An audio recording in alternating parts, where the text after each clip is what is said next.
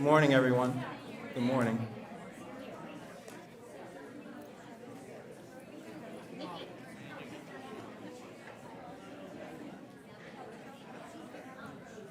All right, so good morning. And welcome to the World Elder Abuse Awareness Day program for 2022. My name is Al Garcia, and I am Deputy Insurance Fraud Prosecutor for the state of New Jersey. Regrettably, the Insurance Fraud Prosecutor, Tracy Thompson, is out of town today and is not able to join us. But I'm very happy to be here. It's nice to see everyone here together.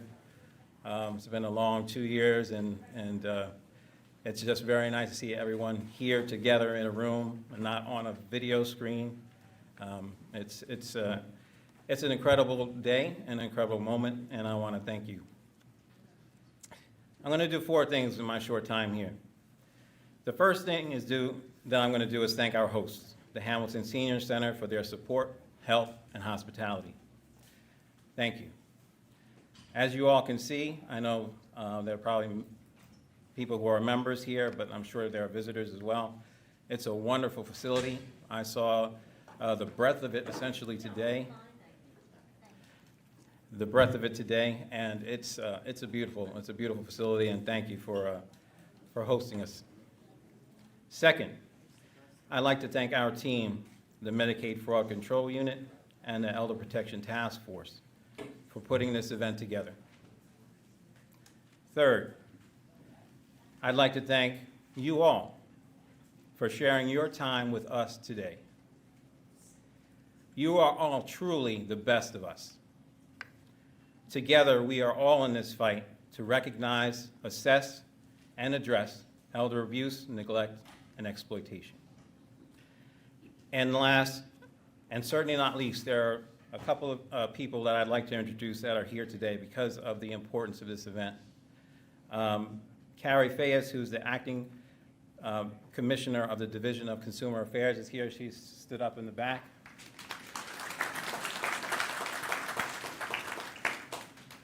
And Mercer County Prosecutor Angelo Onifrey is here.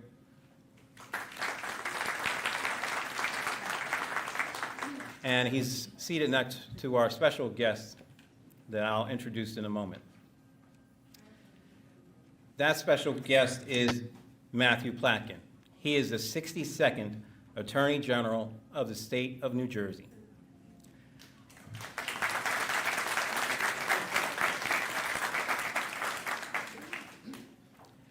He's acting Attorney General right now. Then I'm sure he'll be confirmed and actually be our Attorney General, but I'll call him acting for now. Prior to becoming acting Attorney General, Platkin served as Chief Counsel to Governor Murphy, where he oversaw an office of attorneys that advised the governor on all legal matters, including legislation, executive orders, administrative regulations, and litigations. As Chief Counsel, Platkin spearheaded a number of policy initiatives, including gun safety and the expansion of voting rights.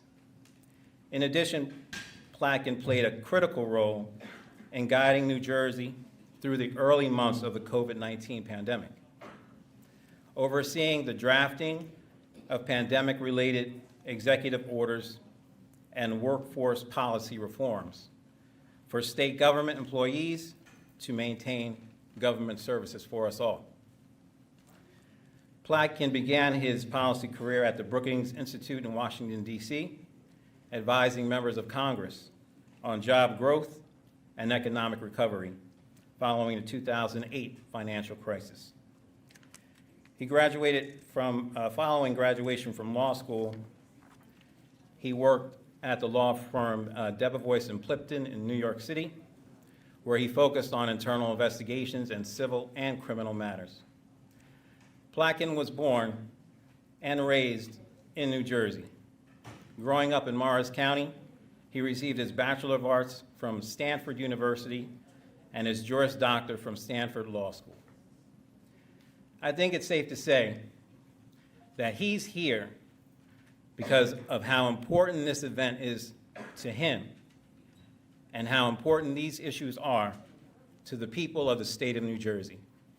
So without further ado, Acting Attorney General Matthew Platkin.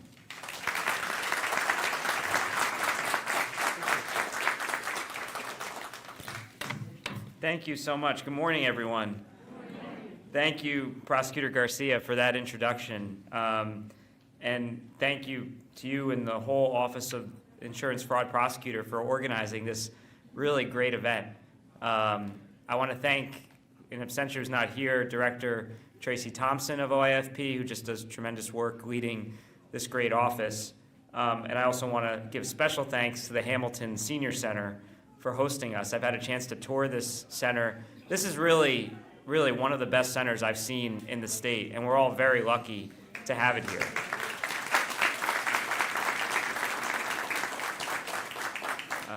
Mayor Jeff Martin, I know couldn't make it, but we connected, and want to thank him as well for the work he does in the city in supporting this center. And of course, I want to thank my partner in the county, Angelo Onofre, truly the finest county prosecutor you'll find, and someone who is just so committed to the work we're doing and the work we're talking about today.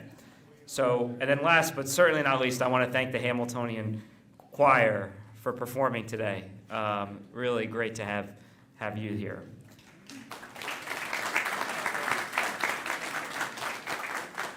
And look, you know, Prosecutor Garcia mentioned the work we did on COVID, and I can't tell you how happy it makes me to be in rooms like this again, and I thank God everyone's safe and healthy, and that we can come together again for important topics like this one, and that you're able to come together again and take advantage of all the great services here, and to do it safely, which is what we're talking about. Because today is, as you know, World Elder Abuse Awareness Day, and this year's theme is about seniors deserving our respect and attention. And it's hard to argue that with that being this year's theme. It really should be every year's theme, because what could be more important than that? Especially when we know, tragically, that elder abuse continues to remain a significant challenge in our society. And it's something that, in the Department of Law and Public Safety, as the Chief Law Enforcement Officer, it's something that keeps me up at night and that we spend a significant amount of time and attention and devote a significant amount of resources to. Every year, approximately 1 in 10 older Americans are victims of abuse, whether that involves intentional or careless acts. And we know, and you all know, that that abuse causes harm. It causes harm to you, and it causes harm to your families. It can take many forms, including isolation, physical or sexual abuse, financial abuse and exploitation, and emotional abuse. And we also know that many of these victims are tragically disconnected from their loved ones. Some are disabled, suffering from dementia or potentially poor health. So they're not in a position, in many instances, to stand up for themselves. And that's what we're tasked with doing. So it's so critical that we bring, and I want to thank all the law enforcement partners we have here and all the representatives of DCA, DCJ, OIFP, and the federal partners that we have in the room tabling, because it's critical that we come together and draw attention to this issue. And importantly, and I want you to know this, that we will hold abusers accountable when they do commit these harms. The Division of Consumer Affairs and Acting Director Carrie Fayes, who is recognized and thrilled to have her here, they work year-round to protect our seniors, whether they're being preyed upon by those who view them as easy victims, including, for instance, home care providers and health care providers. And these are professionals that we should trust, and we have to trust. And when they abuse that trust, they will be held accountable. The Office of Insurance Fraud Prosecutor is also working to keep our seniors safe from harm through the Medicaid Fraud Control Unit. This unit works to investigate and prosecute insurance fraud perpetrated by providers and to prosecute acts of financial fraud, physical abuse, and criminal neglect of the elderly. They also conduct what we're doing here today, outreach to potential victims of elder abuse, as well as victims of financial exploitation, and we create educational brochures which are available here that inform the public about the types of harms that elder abuse can take. And we also want you to know about the signs of elder abuse and the resources that are available to you and your families should you be subject to them. The members of the Elder Abuse Task Force have helped distribute these brochures across our state. We've reached over 1,000 clergy and chaplains, over 1,400 community leaders, and we've been able to work through the NJ Association of Chiefs of Police, who are the chiefs of all law enforcement agencies at the local level, as well as through the great partnership we have with our county prosecutors, who work hand in hand with us to raise awareness. And these are just a few of the examples of the work that we're doing to prevent elder abuse in New Jersey. And I would just say, as a member of the public, you all can help us in this effort. You can let us know and pay attention and let us know what's happening in your communities, to your loved ones, your neighbors, your friends. And you can also volunteer with organizations that assist elderly residents. And you can educate those around you as to how we can continue to do better. If anyone suspects that someone is being abused anywhere in New Jersey, you can report it immediately by contacting our Elder Protection Task Force at 609-292-1272. And again, we'll make that available to you. Because at the end of the day, we have to look out for one another.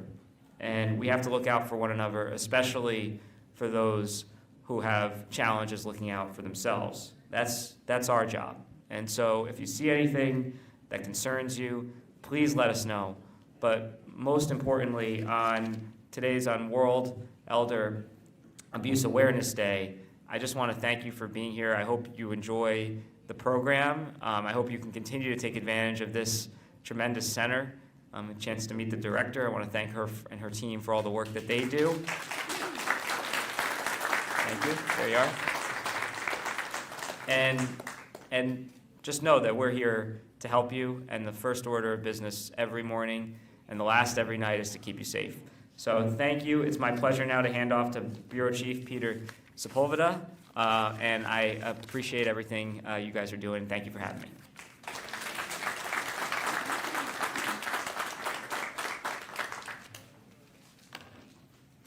Well, good morning, everybody.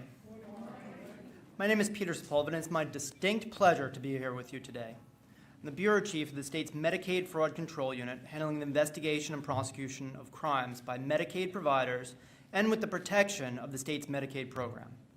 One of my duties as the Bureau Chief of the MFCU is to lead the state's Elder Protection Task Force, or the EPTF. The EPTF investigates allegations of financial exploitation and abuse and neglect of the elderly.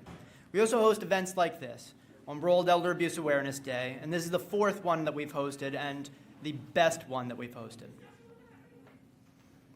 And many of the federal and state agencies of the EPTF are here today and have information available in the other room for you after this performance, or you might have had the opportunity to be there before this performance. They are the Postal Inspection Service, the Long-Term Care Ombudsman, the Bureau of Securities, Division of Consumer Affairs, Division of Criminal Justice, Adult Protective Services. They're all here, and I encourage you to visit their information tables and ask any questions you might have. This is a unique opportunity to have all the leading agencies in this field in one place for you. And I have to say, events like this, spreading awareness of the significant problem of elder abuse, in my opinion, and just my personal opinion, are the most meaningful part of my job. Now, prosecuting a single defendant can take years and possibly bring justice to a single victim or a few victims. But events like this spread awareness to hundreds of people who I hope will continue to talk to others and spread awareness to even more people in a single morning. And even more importantly, events like this, unlike prosecuting people who've already committed crimes, events like this educate regarding the warning signs of elder abuse and how to avoid elder abuse. While we take great pride in prosecuting cases, I'd much rather see the cases avoided and never have them on my desk. And at the risk of sounding overly cliche, as the Attorney General said, we are all in this together.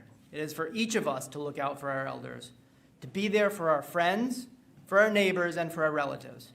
As you'll hear in this performance, isolation and lack of social support play a key role in elder abuse. Just being there for one another, being a part of each other's lives, greatly reduces the risk of elder abuse. So without further ado, I bring you Joan of the Hamiltonian Choir to introduce our performers today.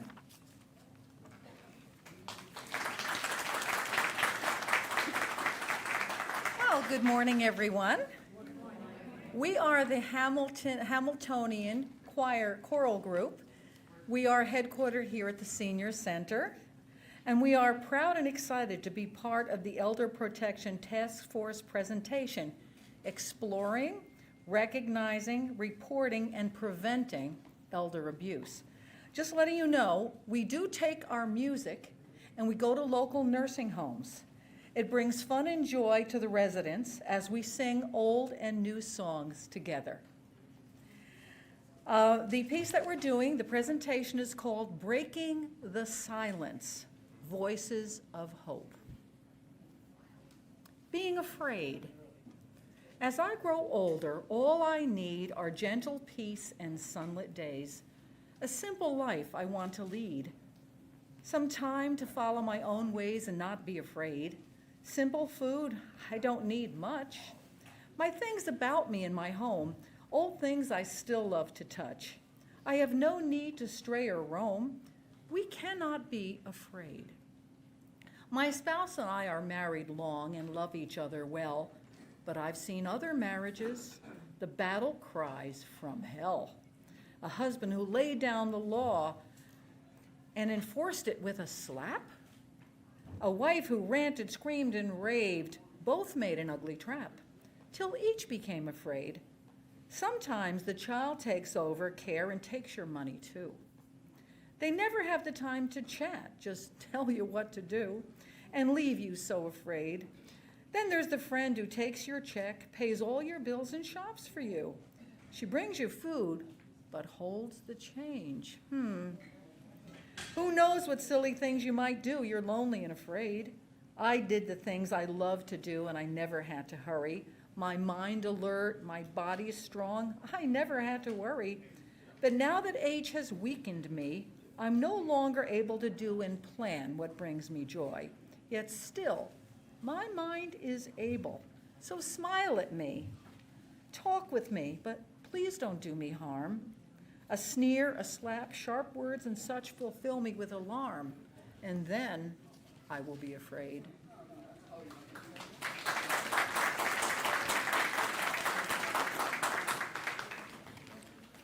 Although elder self-neglect doesn't involve a third-party perpetrator, it's considered a form of elder abuse that raises serious health and safety concerns. In fact, most reported cases of elder abuse involve elder self-neglect.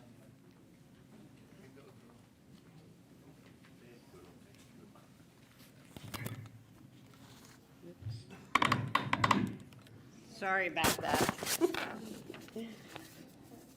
Their names are Mary and Sam. They're the sweetest couple and always so friendly. They would always stop at the fence and chat with me when we crossed paths as I was leaving or coming home from work. Last summer, Mary passed away unexpectedly, a real tragedy, and it hit Sam pretty hard. I haven't seen Sam a lot lately, and it worried me a little.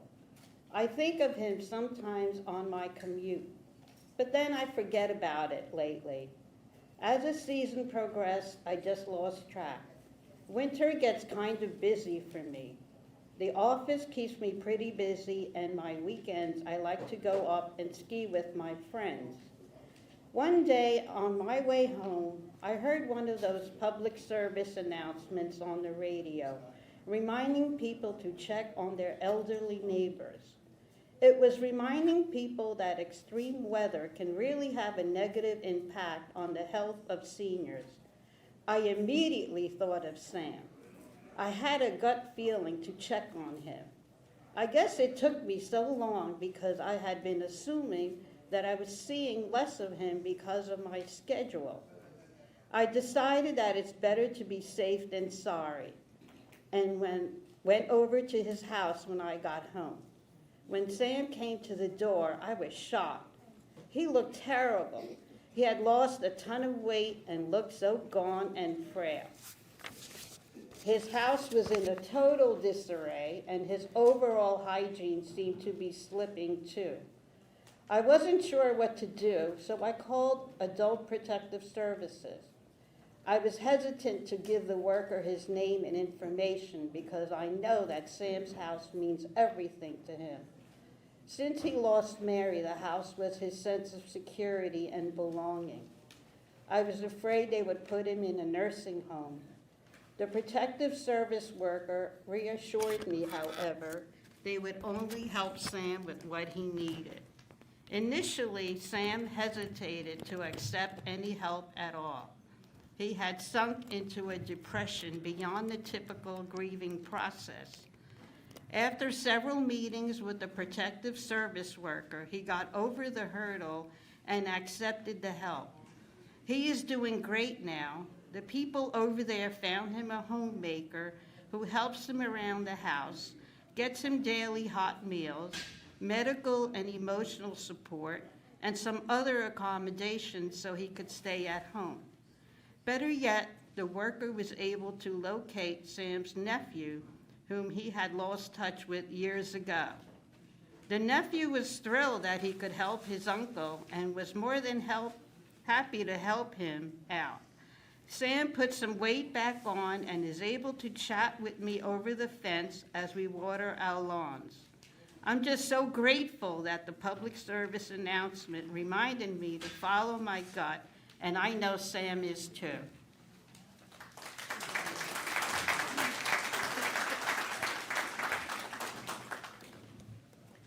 I didn't know how else to help my mother. Finding out what services were available for her helped her so much and helped me to take better care of her.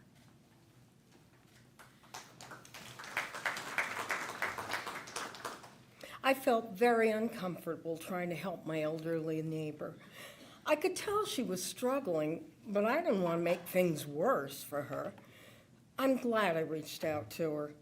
She's eating better now and has help around the house. She is truly grateful.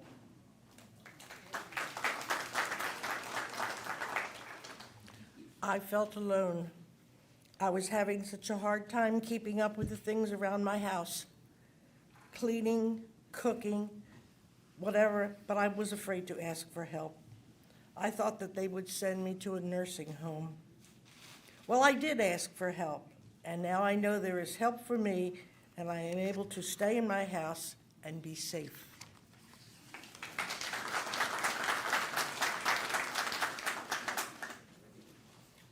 Approximately 50% of all cases reported to police are considered caregiver neglect. As a hairdresser, you can imagine I get all the latest gossip. Recently, I overheard two clients talking about Miriam, a woman who'd been coming to our shop for years. Now, they mentioned something about a man named Andrew living with her and doing things for her. Well, I definitely found this odd. But after casually mentioning it to Miriam, she just talked about how great he was and how helpful he was. So I disregarded it.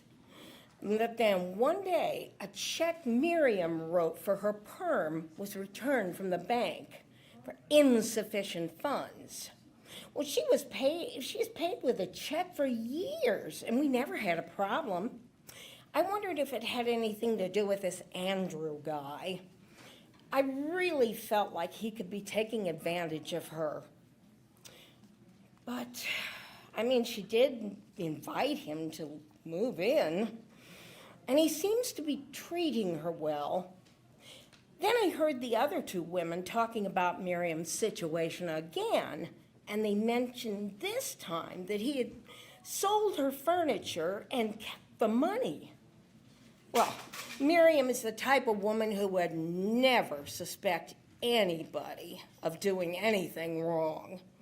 I called Adult Protective Services and told them about the situation.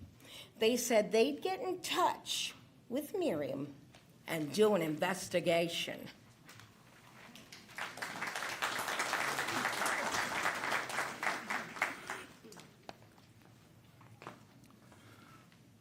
I'm Andrew. I'm a nice guy. I'm self-employed and single. I'm a handyman. If you need anything done around the house, usually I can take care of it. I have an awful lot of clients that I work for. Miriam is one of them. Sweet, sweet lady. By the way the economy's been going, I really have to scrape to keep things going. Well, Miriam had an accident, took a tumble, and wound up in the hospital. She injured her hip.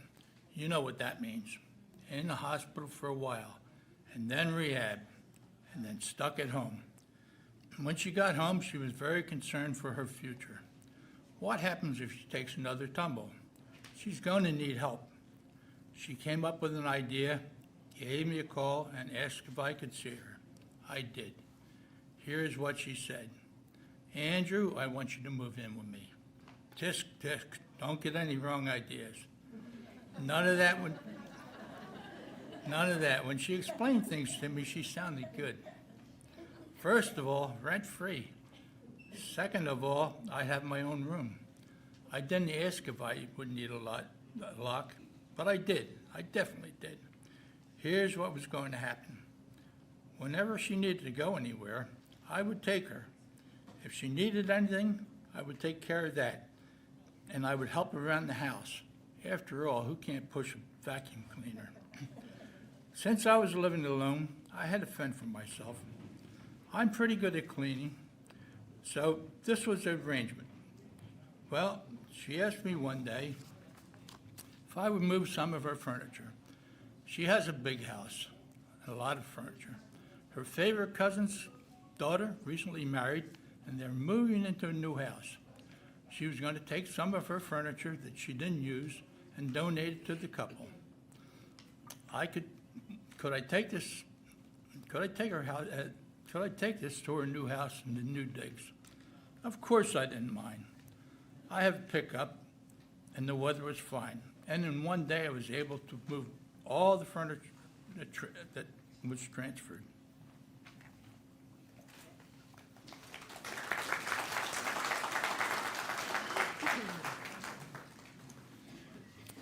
I'm Miriam. I'm the one they're all talking about. Yeah, and that's Andrew. He moved in with me.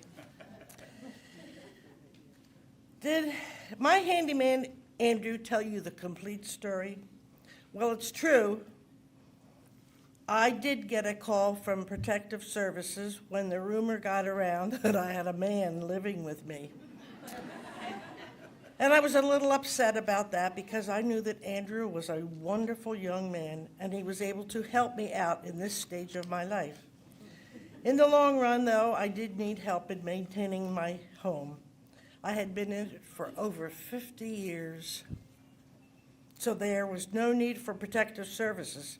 However, they did ask if they could come down and meet me and Andrew. And I said yes. I would like that because I wanted to see for themselves what a nice guy he was. So they came and we had a very nice talk. She asked me about the furniture that people saw him moving from my house and selling it, perhaps even keeping the money. I said no way. He was just moving some furniture from my house that I no longer needed and brought it to my cousin's daughter because she had just bought a big home and had a lot of empty rooms. So there was no need for them to assume that he was stealing from me.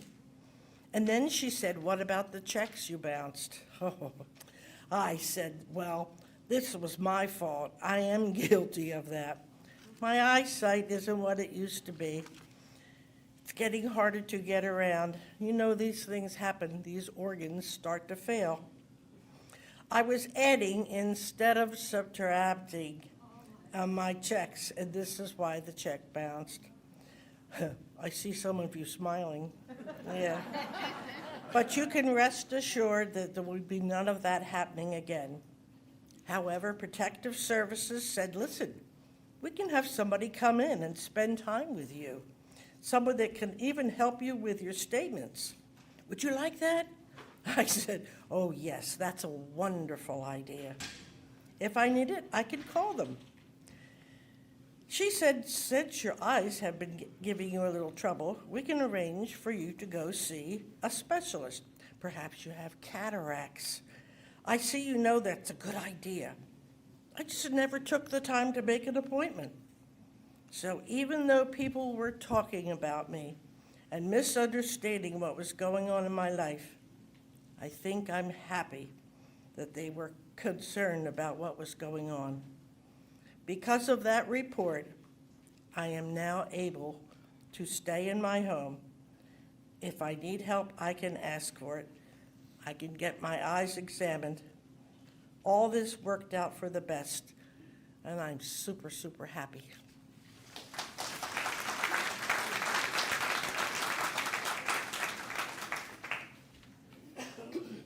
Well, what a beautiful audience. What a beautiful group of seniors. We are a reinvented generation. We are the reinvented generation. You know the rewired, the retired, you know the new tires? The rewired, the retired, you know, with new tires. Ready to keep on rolling. Ready to keep on rolling. We are the geriactives, We are the geriatrics, the wise old timers. the wise old timers. We're not only senior citizens, we are seasoned citizens. We're not only senior citizens, we are seasoned citizens. And it's when you get over the hill, And it's when you get over the hill, you really start to pick up speed. that you really start to pick up speed. All right.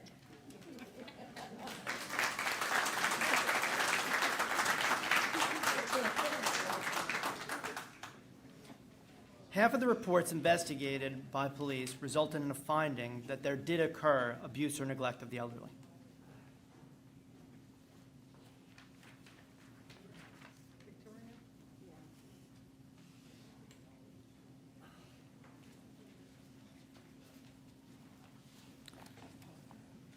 My name is Susan, and I love my husband, Steve.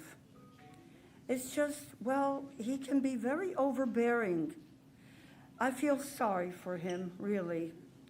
He has had many medical problems. He's had a bad back for 40 years. It's sad. He means well. Last week, the visiting nurse was here. She talked to Steve about his medical conditions and his medications. I didn't say much. Steve really does have a lot of needs.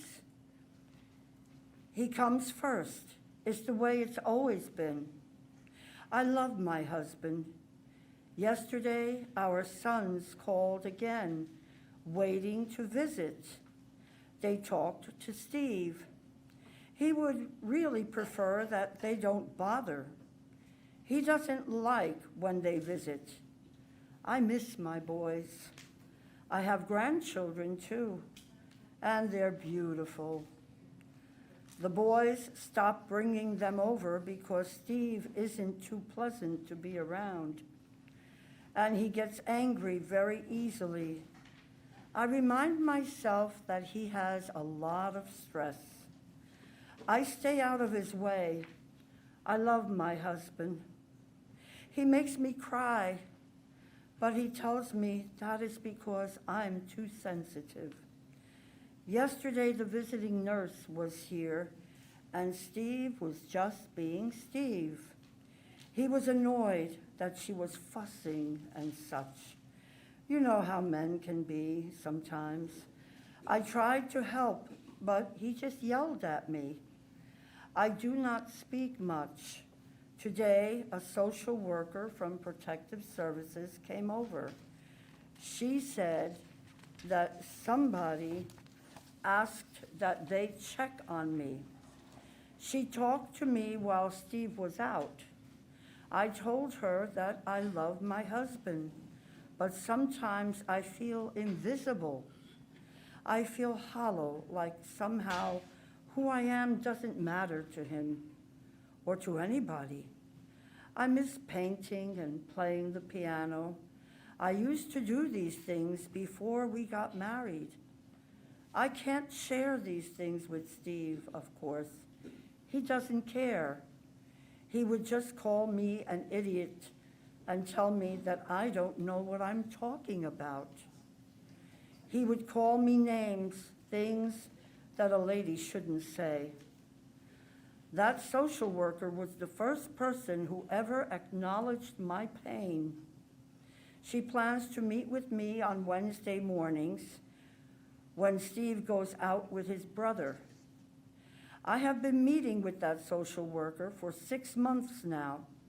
She has helped me to take baby steps by visiting my grandson and calling old friends. She has asked me if my husband ever hit me. I told her that he hit me once, but that was a long time ago. She told me about a support group for older, battered women. I'm not battered, I said.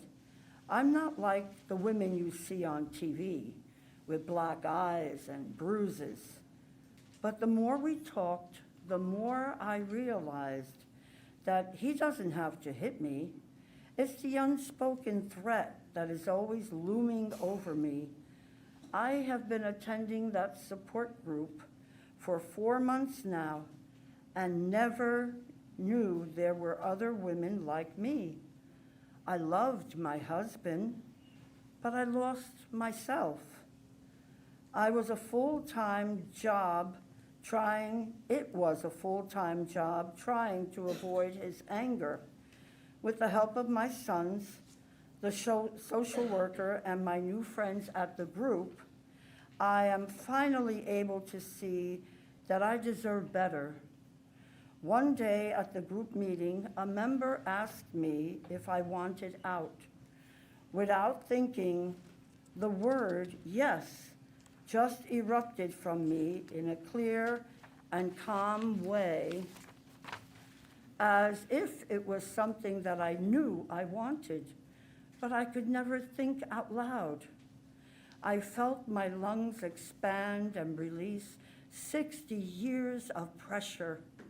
My social worker explained my options to me, and I decided that I wanted to go to an assisted living facility where I can be taken care of and enjoy the social life. The arrangements were made, and I moved into an assisted living facility that I love. I decided to let the staff know that my husband is not allowed in to see me. Protective Services gave my husband his own worker to make sure that he can continue safely at home by himself. Yesterday, I played the piano in the common room for my friends. My sons and my grandchildren can visit me now.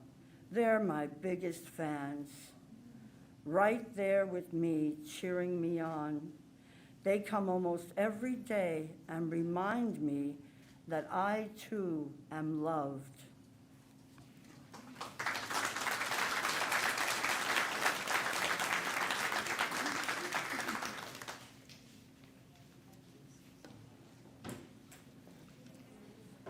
When my husband was in the hospital, the nurse saw how he treated me. She took me aside and told me that I do not have to put up with that abuse. I never thought of it as abuse. He wouldn't even let me speak. It made me mad. After 16 years, I felt like I had the right to talk.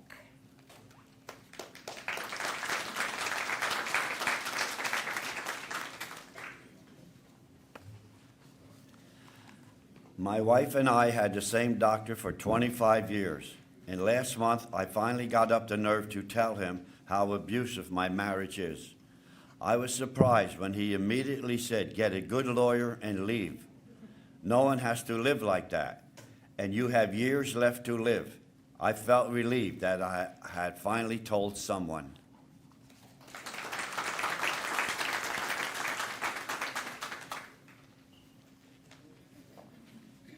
Now, we've heard several dramatic recreations of elder abuse in the different forms At this time, would like to share a real life story. One of the cast members, Victoria, I'd like you to share your real life story of elder abuse. Thank you.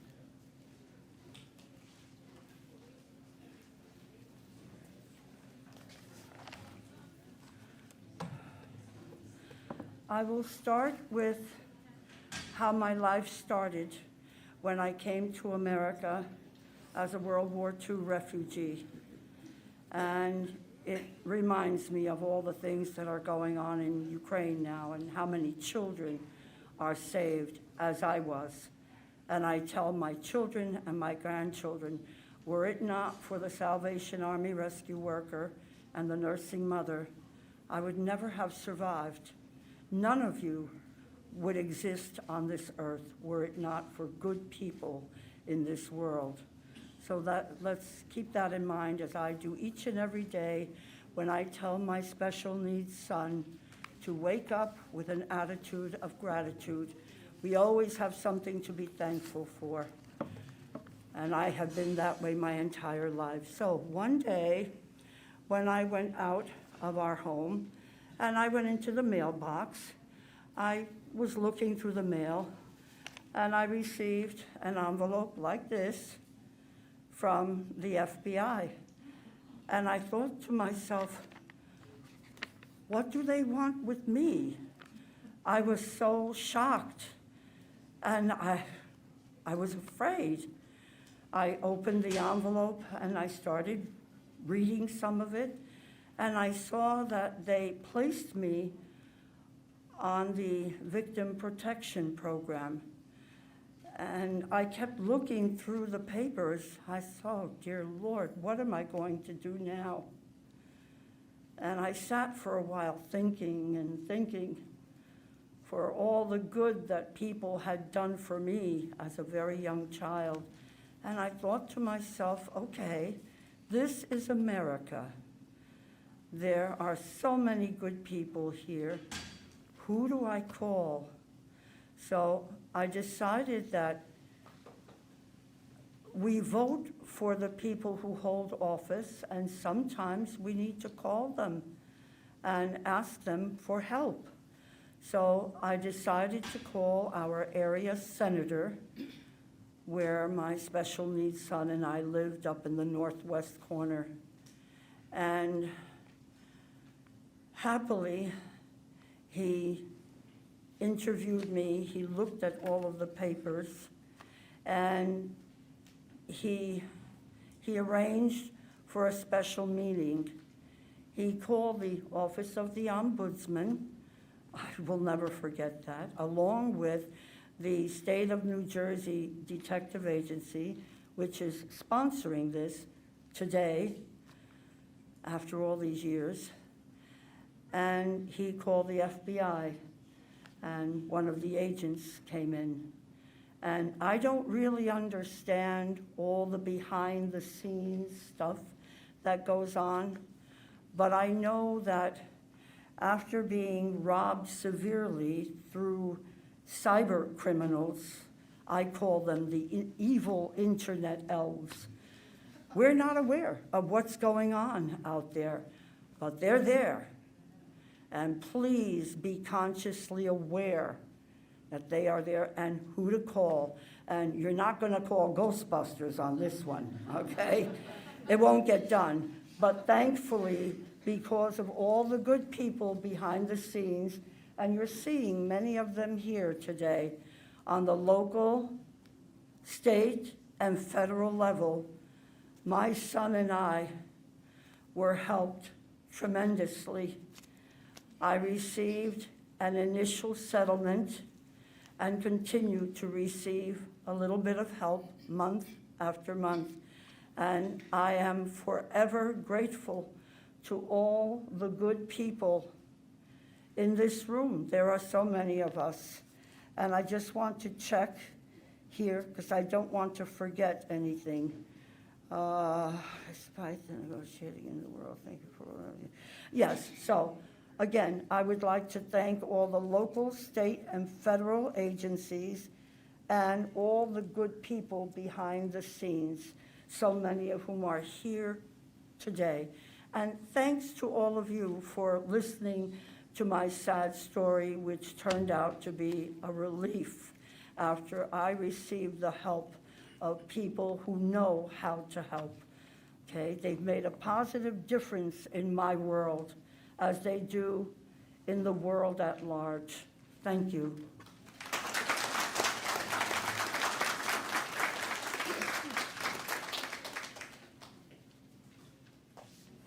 I'd like to thank you for sharing that story. I know it's hard to get up and tell the story. In New Jersey, there are an estimated 150,000 occurrences of elder abuse and neglect in 2021 alone. I'm Bonnie. For 50 years, my husband Bill was the one who took care of the bills. When he got sick, I was lost. I had never done them, and I didn't even know how. Well, one day, an old neighbor came back from Florida. I remembered she had been kind, and I used to babysit for her 2 boys.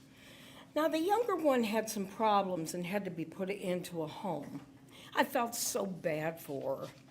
She came over to visit, and she noticed a pile of bills and tax forms that I'd been trying to wade through and figure out. She asked me about them. I was relieved to tell someone about them because they had me worried sick. She offered to help me, and her older son would help me too. I was so thankful for their offer.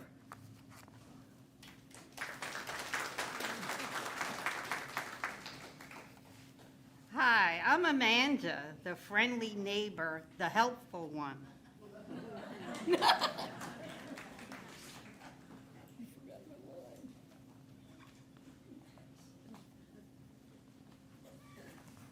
I'm Kathy. I'm Bonnie's sister. My sister Bonnie and her husband were going through a tough time. Bill was pretty sick, and she had to run the household on her own, which wasn't easy. My other 2 sisters and I didn't know that she needed help. She had not asked, and well, we didn't want to impose. This woman, who used to live next to her 20 years ago, suddenly moved back from Florida and was acting like Bonnie's best friend, even telling people that she was my sister who were very close friends and had been for 20 years.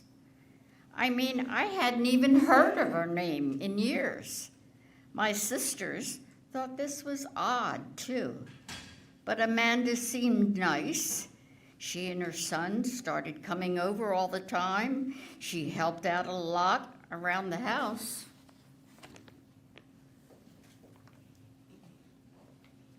We overstayed our welcome in Florida. When I reconnected with Bonnie and Bill, they were in such a crisis. It was easy to walk into their lives and get them to trust me.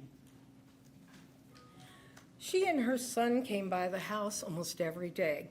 Sometimes when working on my piles of bills, she looked worried. I asked her what was wrong, and I worried even a little more when she said, "This is awful. You are so far behind on your taxes and bill payments that you and your husband will go to jail if anyone finds out." Well, those words just about made my heart stop. My Bill was so sick, and Amanda reminded me of this. She said Bill would die if he were to go to prison. He couldn't handle that. So I felt scared, and I thought, it just made me sick to my stomach. I wanted to call my sisters, but they hadn't been calling or coming around lately. I felt so alone. Amanda was the only one I had now.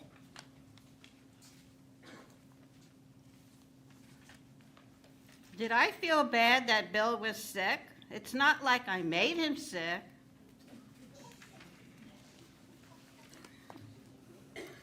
One day, my sisters and I received a letter written by Amanda. She was supposedly dictated by Bonnie, asking us to stay out of her life. The four of us had not only been sisters, we were really close friends. This was really very upsetting to us. We couldn't understand why she would say such things to us. We thought maybe she'd grown sick of us, maybe felt smothered by our closeness. I knew that Bonnie's sisters would be a problem. It wasn't too much trouble. She just signed the personal letters I wrote without even reading them. And ta-da! I had Bonnie and Bill to myself. Amanda and her son told me not to worry. They calmed my nerves and told me that they could help keep Bill and me out of prison and that they would take care of everything. Well, by this time, Bill was even sicker, and I wanted him to go to the hospital. But Amanda told me that he would be found out and sent to prison, and he would die there. Oh, I couldn't let this happen. I needed to protect him. Amanda explained to me that she needed to have me put on our bank account temporarily to fix the mistakes that were made. I was hesitant, but since my sisters were no longer in my life for whatever reason, I felt I had no one else to turn to, so I agreed. Time passed, and I assumed that she had taken herself back off. Bill got even sicker, and Amanda eventually had to bring him to the hospital. One day, when she hadn't come over yet, I was sad, frustrated, and I called an ambulance for myself. I went to the hospital for my own health.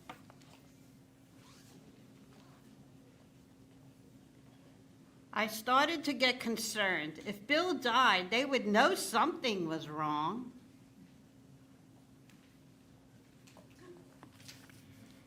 After a while, my sisters and I decided that these letters with those harsh words could not have been written by our sister Bonnie. I tried to go to the house and visit her, but each time this Amanda woman would answer the door and tell me that Bonnie doesn't want to see me. Nobody tells me I can't see my sister. Now I was angry and not going to stand for any more of this behavior. I went to an outreach worker at the senior center who validated my suspicions. She said that she would call Protective Services and urged me to do the same.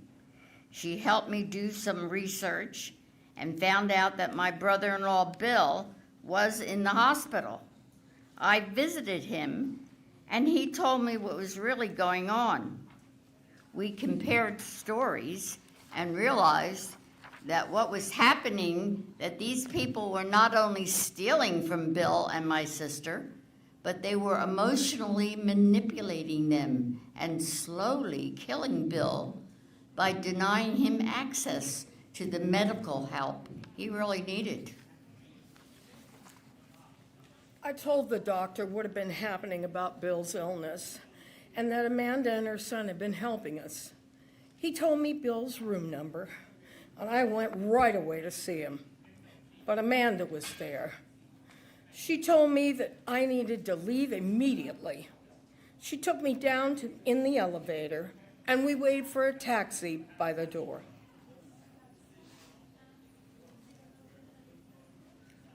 I couldn't stand how persistent these people are.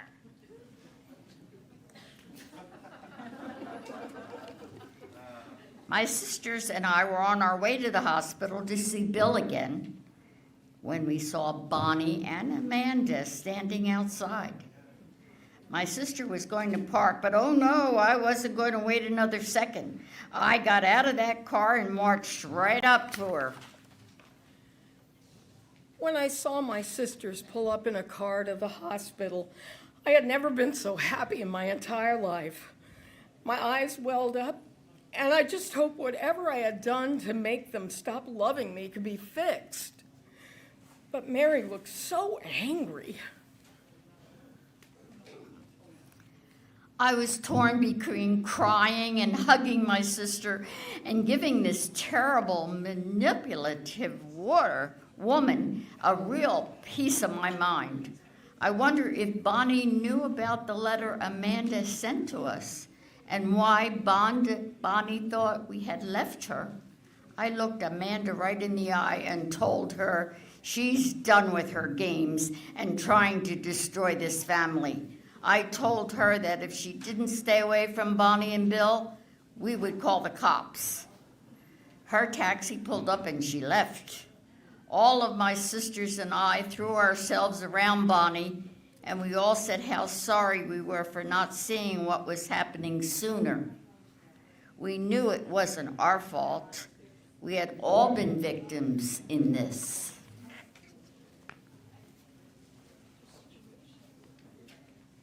I've been conning people for years. I've gotten out of it before. I was sure that I would now too. We went inside and talked with Bill. I was so happy to finally be reunited with my family, but Bill wasn't doing well. A few days later, the illness took his life. I was devastated. This woman stole my life. She took my sister's and my husband's life from me. My sisters worked with the senior outreach worker who connected us with protective services and found a lawyer for me. When we all sat down with the lawyer, Amanda tried to say that I'm incompetent, that I'm crazy, and that she was taking care of me. Well, I nearly lost it. I asked the lawyer if I could speak with him privately. I told him that I don't care anymore what happens. I want her out of my life forever. I couldn't believe that all this time Amanda was stealing thousands of dollars from our savings and keeping Bill out of the hospital simply so she could not get caught.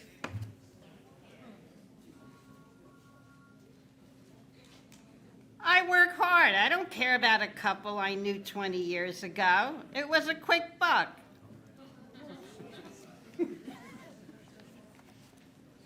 Because my sister had signed papers, the lawyers and cops said there wasn't anything illegal that they could prosecute. My sister was able to get Amanda's name removed from her accounts, but Bonnie and Bill had been abused by Amanda. She hurt them in every possible way. She isolated them from the people they loved, stole their savings, and ultimately ended Bill's life. We thought she was our friend. Bonnie and Bill didn't even realize what was happening. She instilled fear. The outreach worker explained our options to us. She helped us with things from lawyer and with individual therapy for dealing with the loss and the pain. She explained that financial exploitation could be as devastating as a person being beaten. She described the process of the abuser building trust and then creating dependence on her by isolating the victims from outside resources like family and friends. She made us see that what happened to us could have happened to anyone. She helped us to gain closure and get back on our feet together as a family. I felt so much pain during all of this. I felt an inexplicable sadness for the loss of my husband and for the time I lost with my loved ones. Sometimes the pain is just too much and I'm overcome with anger. I'm thankful every day for the people who have supported me and helped me through this. They never gave up on me, and they kept looking for the truth. I know that with continued therapy and support, that I will be okay. I am no longer a victim. I am a survivor.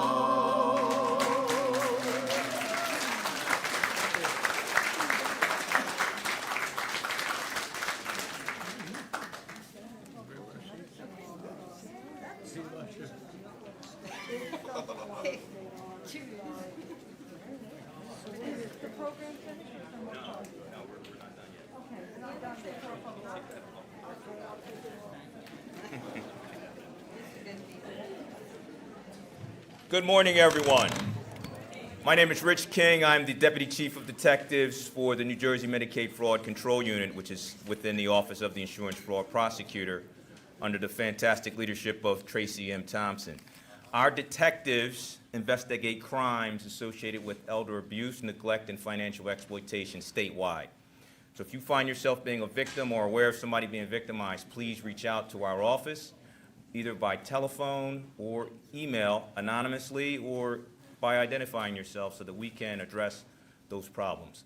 Our detectives are some of the best in the state, probably in the country, and we vehemently go after those people who take advantage of the elderly. At this time, what I would like to do is introduce to you Ms. Victoria Adrian, who is also known as Queen Victoria. She's learned a few techniques for self-defense. She utilizes a cane, and so this is for those out there who utilize a cane to kind of be aware of some of the techniques you can do in the event that you find yourself being accosted or assaulted in anywhere within the state. Victoria? May I say a few words? Yes, ma'am. Okay.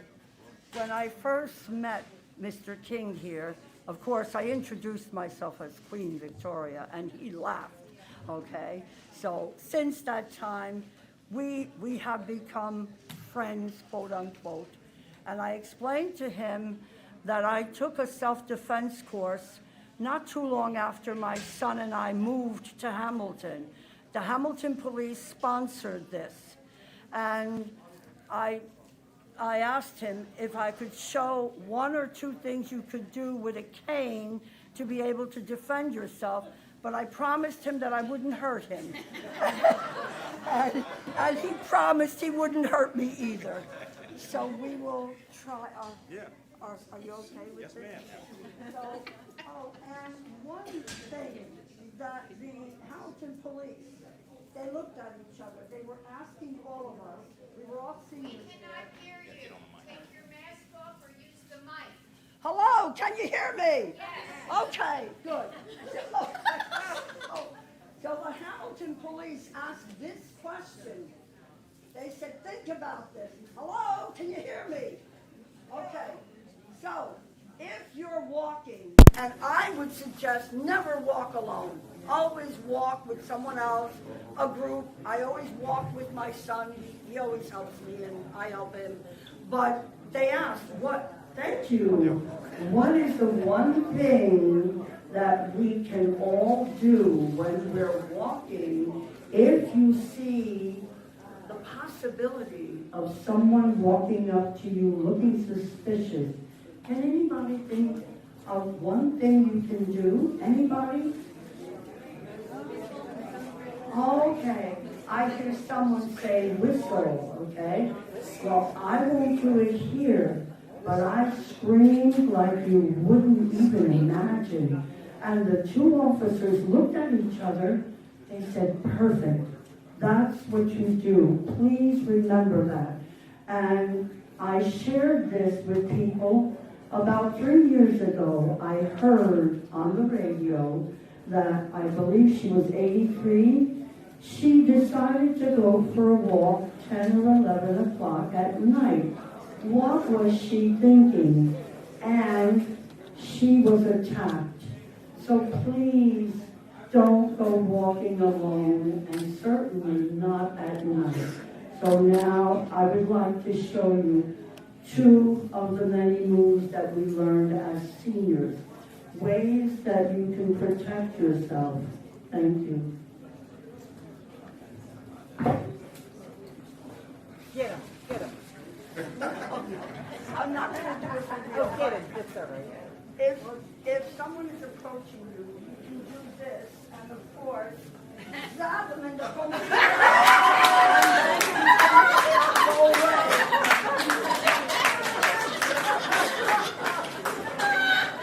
We learned that, guys, okay? I will translate it, but I call it Homosiciano, okay? Because I come from it, okay? So that's one reason, right. If you have a phone, you can walk away. If you have a phone, while he's lying down, you can walk away and call someone or hide, okay? Thank you. Okay. One more. Please remember.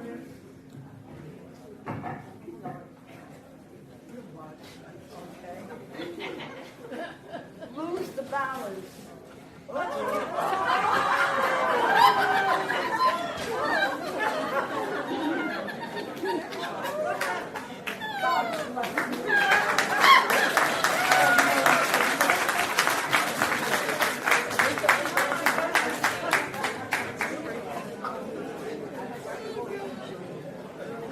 He's a sweetheart. The king is a sweetheart. Thank you for putting up with me, King.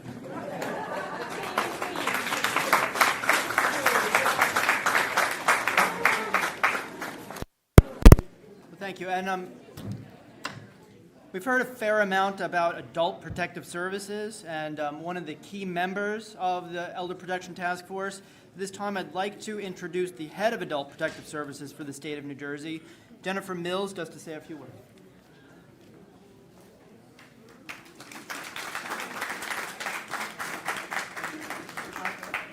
Good morning, everyone.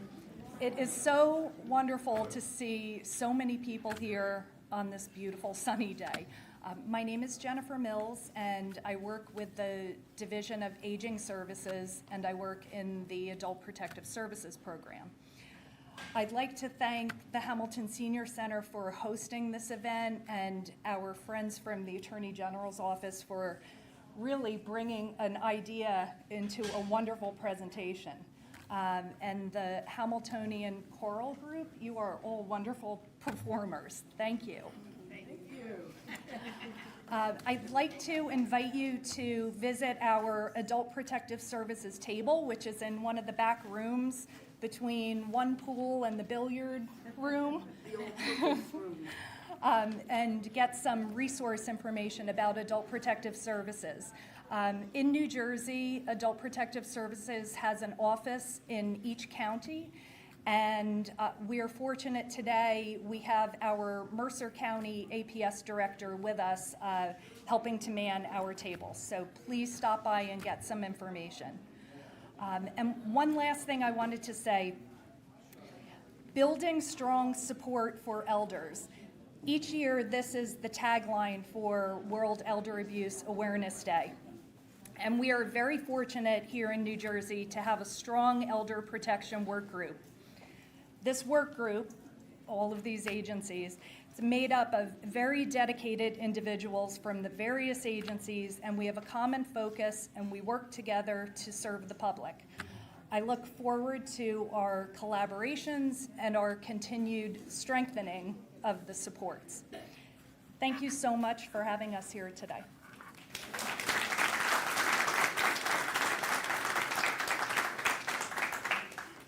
Thank you. And I think we also heard about the role of the Office of the Public Guardian has in protecting seniors. So I welcome to the stage Helen Doddick, Public Guardian for the state of New Jersey.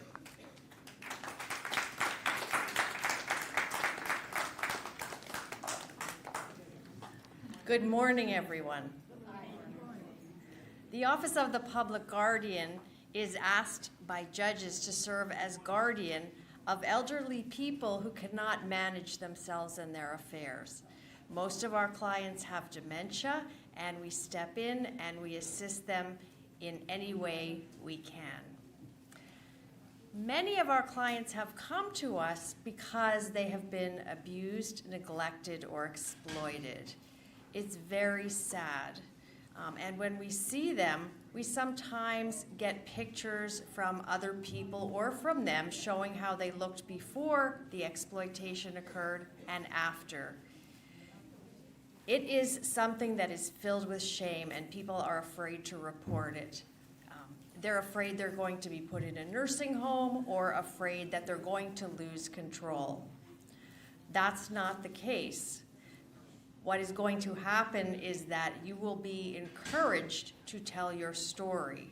If you see something, we want you to say something. If you have a suspicion, we want you to call one of the members of this task force that is here today. You are all giving a gift today to the pursuit of your fellow citizens. Somebody very wise once told me, it's the gift of your time and the gift of your attention that matters most. So thank you for coming, thank you for paying attention, and thank you to the Medicaid Fraud Control Team, the Inspector General and the Attorney Generals, and all of the partners who help to safeguard the elders of New Jersey every day.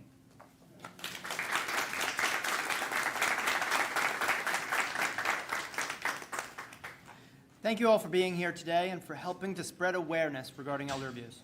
I'd like to remind everyone that the Elder Protection Task Force stands with our elders. And if you see or suspect elder abuse, you should call our tip line at 609-292-1272.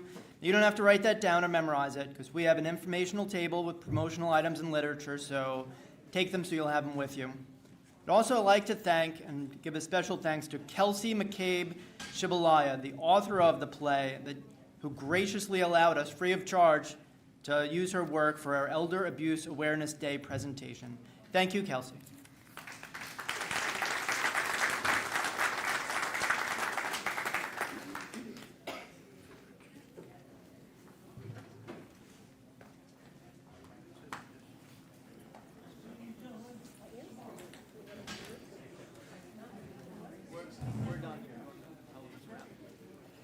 That concludes our program today. I'd like a special round of applause for all of the special guests that brought us this valuable information. Please help me thank them.